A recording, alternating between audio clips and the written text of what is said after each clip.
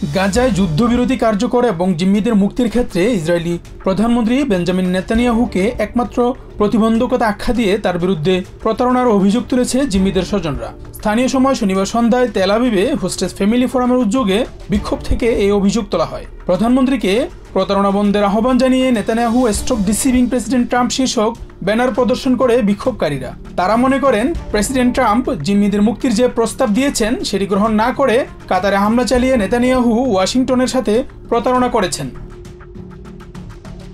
এছাড়া হিব্রু ভাষায় শুধুমাত্র জনগণই জিম্মিদের ফিরিয়ে আনবে শীর্ষক ব্যানার প্রদর্শন করতেও দেখা যায় বিক্ষোভকারীদের। হোস্টেস ফ্যামিলি ফোরাম আয়োজিত বিক্ষোভে হাজার হাজার ইসরায়েলি অংশ নেয়। বিক্ষোভকারীরা বলেন, কাতারের অভিযান নিঃসন্দেহে প্রমাণ করেছে যে 48 জন জিম্মিকে ফিরিয়ে আনা এবং যুদ্ধ শেষ করার পথে একটি মাত্র বাধা নেতানিয়াহু। কেননা যখনই কোনো চুক্তি চূড়ান্ত পর্যায়ে পৌঁছে তখনই তিনি তা নষ্ট করে দেন।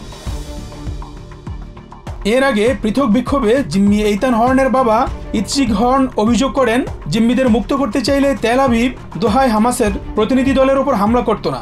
একই সাথে তিনি নেতানিয়াহুকে জিম্মি পরিবারগুলোর সাথে আলোচনায় বসার আহ্বানও জানান। গাজায় বন্দী ইসরায়েলি বেসামরিক নাগরিক ও সৈনিকদের ফিরে পেতে প্রতিদিনই তেল আবিব সহ বিভিন্ন এলাকায় বিক্ষোভ করছে জিম্মিদের স্বজনরা। কাতারে হামলার পর থেকে এ ধরনের বিক্ষোভে নেতানিয়াহুর কঠোর সমালোচনা ও তীব্র নিন্দা করছে তারা। তাদের আশঙ্কা, কাতারে হামলা যুদ্ধবিরতির আলোচনা পিছিয়ে দিয়ে জিম্মিদের প্রাণনাশের সম্ভাবনা অনেকটাই বাড়িয়ে দিয়েছে। Shahnur Shahin, TVN 24 news desk.